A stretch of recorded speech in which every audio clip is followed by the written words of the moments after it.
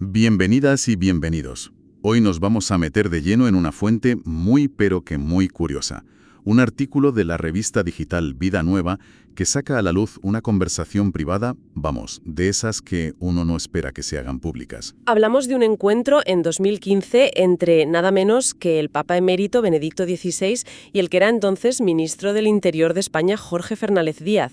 Pero lo interesante no es tanto la reunión en sí, sino que el exministro decidiera contar lo que se habló allí. Casi 5 años después. Así 5 años después, exacto. Y lo que contó es, como poco, sorprendente. Así que nuestra misión hoy es desgranar qué se dijo exactamente en esa reunión, según este relato, por qué se reveló en ese momento y, sobre todo, en ese lugar tan concreto. Es una ventana fascinante a cómo se cruzan la alta política, la fe y una interpretación de la historia muy particular. Así es. El punto de partida es una frase atribuida a Benedicto XVI, que es una bomba, vamos.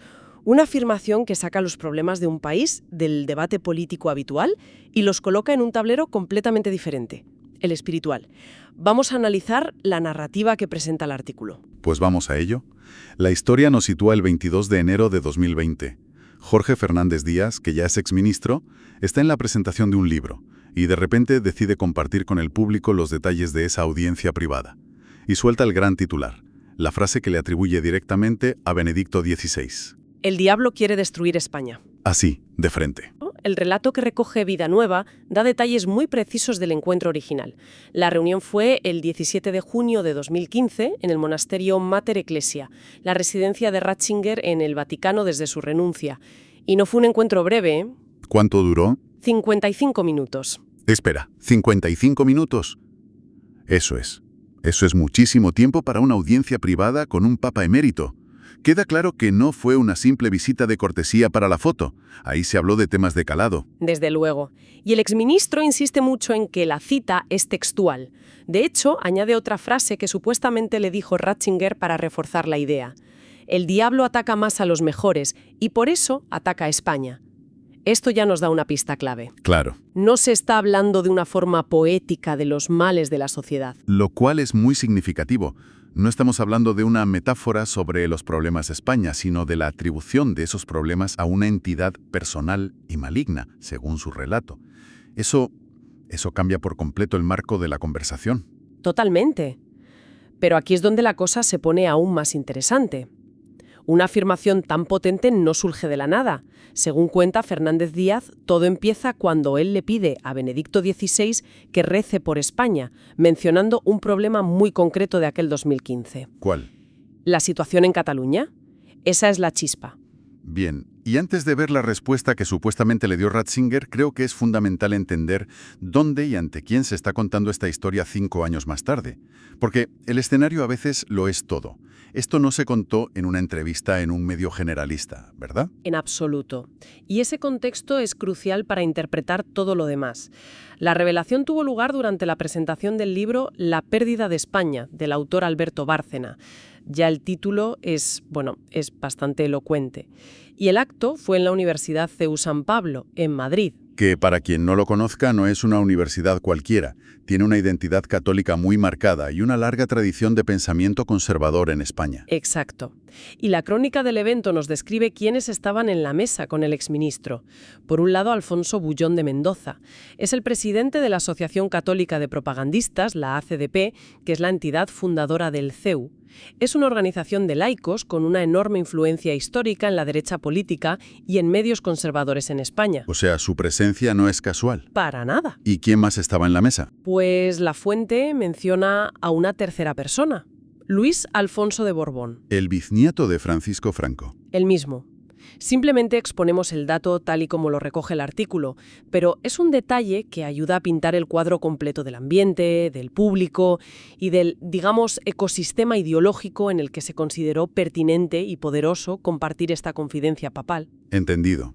Es decir, la revelación se hace en un espacio y ante un público que, previsiblemente, sería muy receptivo a esta interpretación de la historia y la actualidad en clave espiritual y patriótica. Con este contexto en mente, volvamos a la pregunta. El ministro le habla de Cataluña y Ratzinger, según él, le responde con el diablo. ¿Cómo conecta una cosa con la otra? Pues aquí es donde entra la interpretación histórica.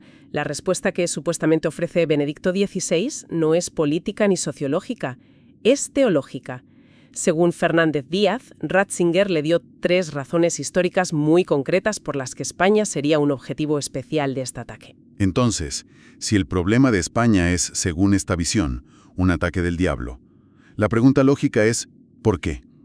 ¿Qué ha hecho España para merecer, digamos, esa atención especial? Pues según el relato de Fernández Díaz, Ratzinger le dio 3 razones históricas. La primera, la evangelización de América.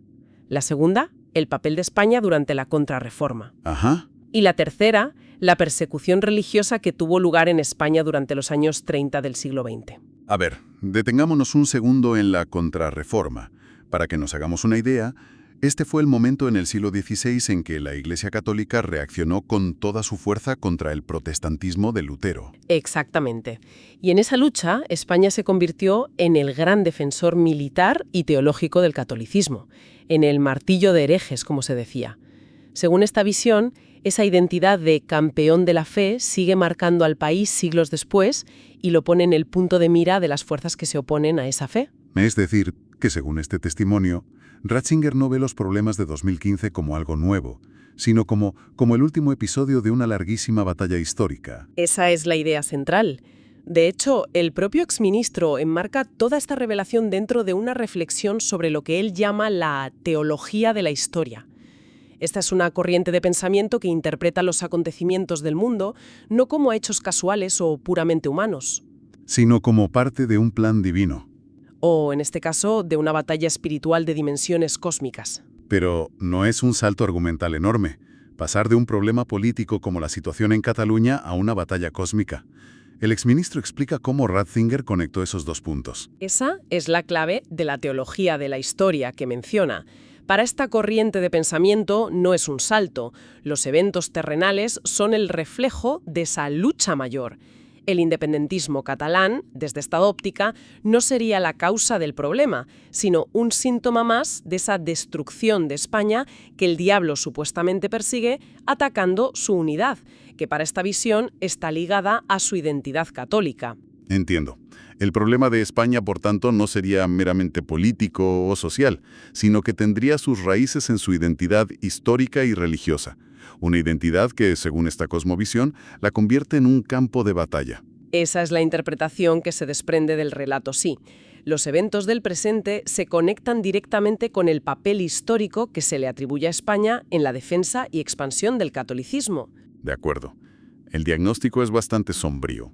Un ataque directo del diablo por razones históricas. Pero el relato no se puede quedar ahí, no. ¿Ofreció alguna solución o algún mensaje de esperanza? Sí, y es una parte crucial de la narrativa que compartió el exministro. Busca equilibrar la dureza de la advertencia. Fernández Díaz recuerda que Benedicto XVI le dijo: «Tenga confianza, los enemigos de Dios y de la Iglesia hacen mucho ruido y están muy presentes en los medios.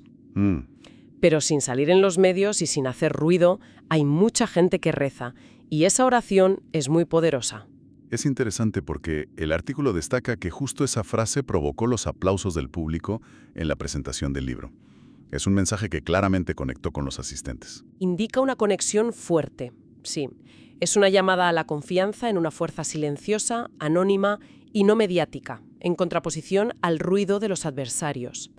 Y justo después de este mensaje de ánimo, llega la parte más práctica, la receta, por así decirlo. La receta. Sí, lo que el exministro presenta como las 4 armas para vencer al diablo. Y aquí Fernández Díaz insiste de nuevo en un detalle para dar más fuerza a su relato. Dice, y cito del artículo, «Siempre me dijo diablo, sin eufemismos». Remarca que Ratzinger usó esa palabra, no un concepto más abstracto como el mal o las fuerzas de la división.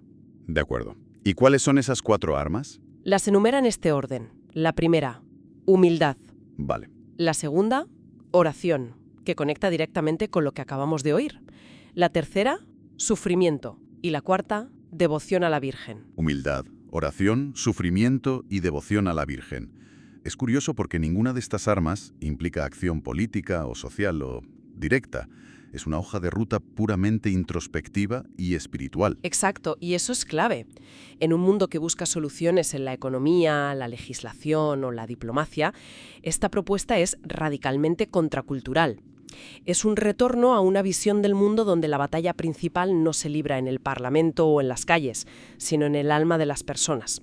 El sufrimiento, por ejemplo, es un concepto teológico muy profundo en el cristianismo. Claro. Entendido no como algo a evitar, sino como una forma de unión con el sacrificio de Cristo. Me quedo pensando en cómo sonaría esta receta en un debate político actual. Es un lenguaje que parece sacado de otro siglo y sin embargo se está proponiendo como solución a problemas de 2015. Es un choque de mundos fascinante. Sin duda. Y para que no quede ninguna duda sobre la veracidad de todo lo que ha contado, Fernández Díaz cierra su intervención con una frase muy solemne. Sabe Dios que esto es literal. Según el artículo, también recalcó que jamás citaría al Papa emérito en vano buscando blindar su narración con un aura de total credibilidad y trascendencia. Entonces, si recapitulamos todo lo que hemos analizado, tenemos el relato de un exministro del Interior sobre una advertencia papal de naturaleza puramente espiritual, que sitúa a España como un objetivo directo del diablo. Luego, se ofrece una interpretación de la historia de España basada en la teología para explicar el porqué de ese supuesto ataque, identificando al país como un campo de batalla histórico entre el bien y el mal por su papel como defensora del catolicismo. Y finalmente se presenta una estrategia de 4 puntos.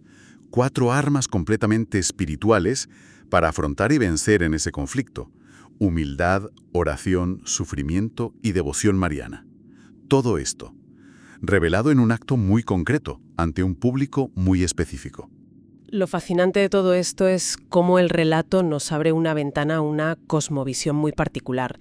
Es una visión en la que los conflictos políticos y sociales que vemos en las noticias, como la situación en Cataluña, que originó la conversación, se interpretan no como la causa de los problemas, sino como la manifestación visible de una lucha mucho más profunda y antigua. Es que te cambia las reglas del juego por completo. De repente, ya no estás hablando de política o de economía, estás hablando de teología. Es llevar el debate a un plano totalmente distinto. Exactamente. Y plantea preguntas muy interesantes sobre cómo la fe, la narrativa histórica que uno asume como propia y la perspectiva personal pueden influir de manera determinante en la comprensión de la realidad de un país. No es solo un análisis político, es una declaración de fe sobre la naturaleza de la historia misma. Y ya para terminar, me queda una última reflexión que se desprende de la fuente casi sin querer. La conversación, se nos dice, ocurrió en junio de 2015. Pero no se hizo pública hasta enero de 2020. Casi 5 años de silencio. Esto invita a una pregunta para que cada cual reflexione. ¿Por qué se eligió ese momento concreto, y no otro, para compartir una historia tan potente y de tanto calado?